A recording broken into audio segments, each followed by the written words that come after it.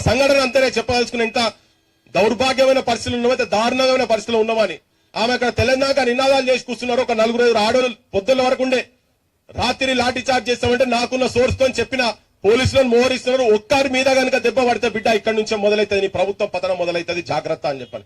పోత జనాలను మొత్తం దింపిపెట్టి అశోక్ నగర్ లో మొత్తం తెలంగాణ ర్యాపిడ్ యాక్షన్ ఫోర్సులు చాలా తెలంగాణ కూర్చున్నవాడ రోడ్డు మీద పక్క కూర్చున్నాం. ఎందుకంటే మా అసంటోళ్ళు కనబడితే కూడా వెనకకెళ్ళి ఎవరో లేపుతున్నారు. ఇది అంతా ఎవరిని పెట్టగానే మీరే మాట్లాడని, మీరే ఉండాలి, మీడియా కూడా అంతా వాళ్ళే మాట్లాడారు.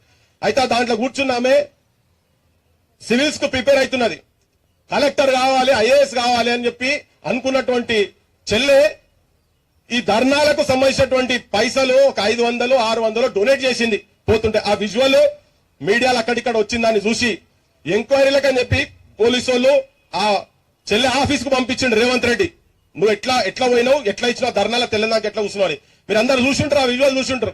దండం పెట్టి వేడుకుంటున్నది, దయచేసి మీరు పోండి, నన్ను ఎందుకు ఇట్లా చేస్తున్నారు, నా జాబ్ పోతుంది, నేను చదువుకోవాలి, ప్లీజ్ ప్లీజ్ ప్లీజ్ అని బెట్లకుంటా పోతుంటా కూడా ఆ చెల్లెని పట్టుకొని గుంజే ప్రయత్నం చేస్తుంటే విజువల్ మొత్తం తెలంగాణ మొత్తం పోయింది.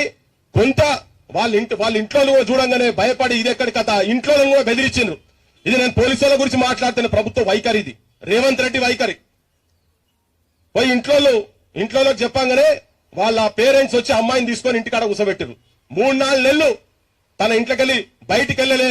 వీళ్ళంతా కోర్టుల చుట్టూ తిరుగుతూ ఉంటాయి. శృతి కావచ్చు, మన మహబూబ్ నగర్ సరే ఇంకో ప్రత్యూష వీళ్ళందరూ ఆడపిల్లలతోని కొంతమందితోని తన ఫోన్ చేసి చెప్పింది, మీరే మీ ఇంట్లో మీ పేరెంట్స్ అట్లీస్ట్ మిమ్మల్ని బయటికి తిరగడానికి అలౌ చేస్తున్నారు.